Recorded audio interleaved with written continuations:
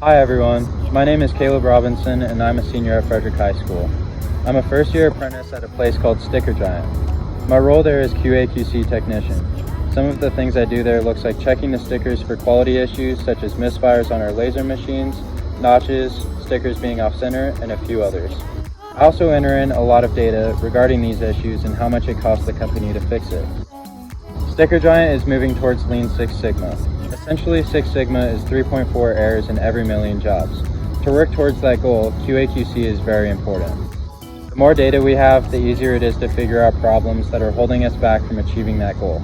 It is super fun and inspiring to see the data improve monthly and weekly.